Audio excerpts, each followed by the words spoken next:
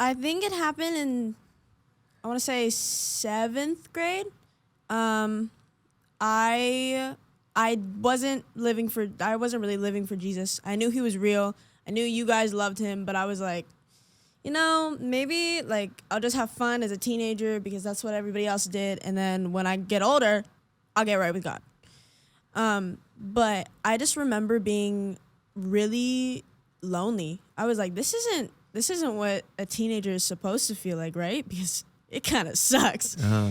And I just remember it was Christmas break, and I was in my room, and my grades sucked. I knew you were going to find out, and I was just dreading for that. I was dreading it because I knew you were going to be mad, and I knew I was going to get yelled at, and blah, blah, blah, blah, blah. And I didn't really have a lot of friends, and so I was just really lonely and really sad. Uh-huh. And I didn't really have an identity, and so I was really confused on who I was. And so I just remember I was in my bunk bed and I was crying and crying and crying and bawling my eyes out. And I remember just sitting in my room and being like, God, please just show yourself to me, because if you don't, I don't know what I'm gonna do. I can't handle this anymore. I can't do it. And I remember hearing turn on worship music. And so I turned it on and I was just waiting. And I was sitting crisscross applesauce, and I was crying and crying and crying, and I was just waiting for something to happen. I was praying and hoping something would happen. Mm-hmm. And I was listening to, I think, Firm Foundation, and I just felt something like hug me. I was like, whoa, I don't like this. What is this? And I just heard, be still.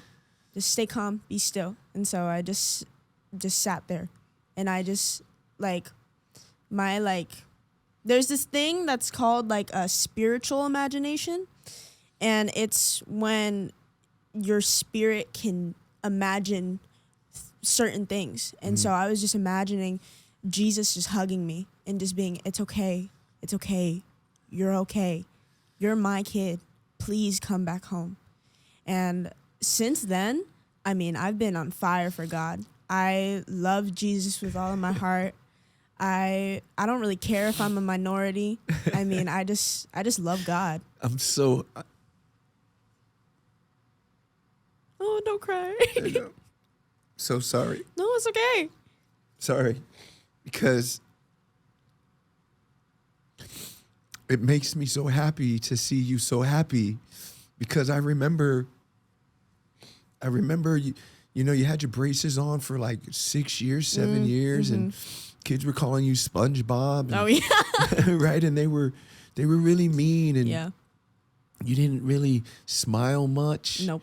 And now I see you just so bubbly and just full of life, and you're so beautiful. You've kind of just bloomed into this beautiful young lady, and it just makes me so happy for you as your daddy. So I apologize for that. No, it's okay.